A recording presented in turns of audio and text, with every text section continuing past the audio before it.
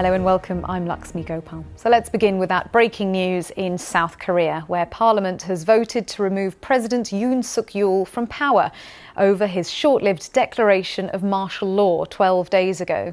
Yoon will be suspended immediately from office and the Prime Minister will become the acting president. It follows an earlier impeachment vote last week that failed, you may remember. Well, here was the moment the results of the impeachment vote was announced. 204 in favour out of 300. Against is 85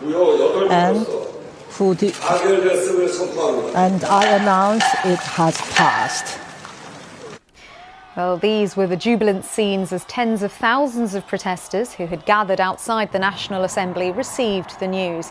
And we can show you some live scenes now of the protesters still there in the aftermath of receiving that news. As you can see, yes, celebratory scenes there. People have been singing Into the New World by the K-pop group Girls' Generation as fireworks broke out overhead. And as you can see, they continue to stay in place in reaction to the news of the impeachment. Well, let's speak now to my colleague Laura Bicker, who for many years was our Seoul correspondent and is watching events from Beijing, where she is. Laura, first of all, you can see the reaction from the protesters there. This is a really significant moment for them, isn't it?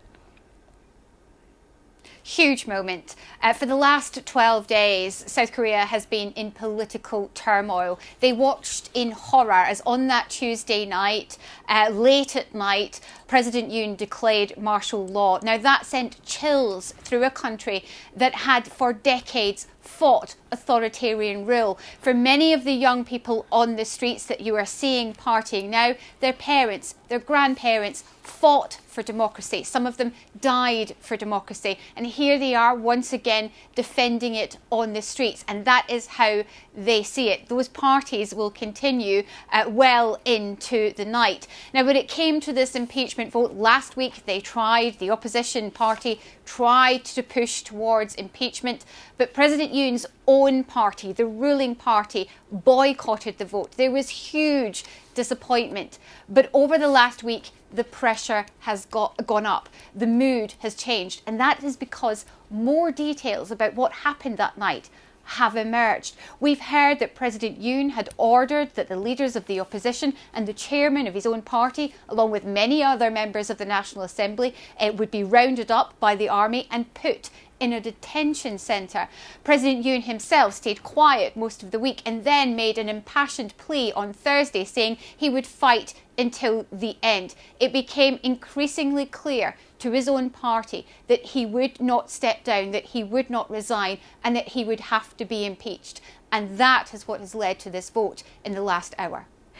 And Laura, people listening to what you've been saying may well wonder, what on earth was Yoon thinking? Because surely this was a gamble that was set to fail. This was a huge political gamble. Look, the question that we've been trying to answer since he declared martial law is, what on earth was he thinking? I think you have to look at where President Yoon comes from. He was not a politician, he was a prosecutor, and he rose to prominence by prosecuting two former presidents. And then he won an election, but only just. It was by less than 1%, about 0.7, 0.8%. So he didn't really have the kind of power that he hoped for right from the start. He struggled with the opposition party and he struggled within his own party to get anything done.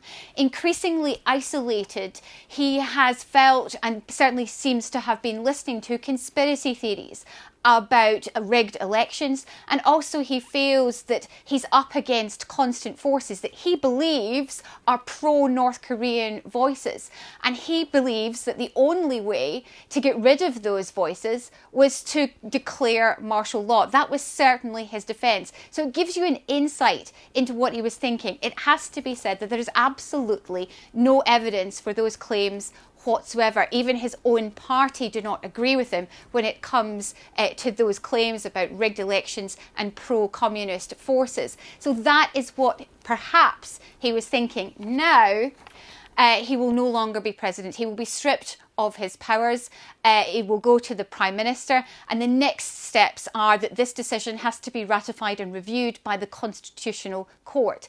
If the court decides, and this could take many months, if the court decides that it is constitutional, then another presidential election will be called.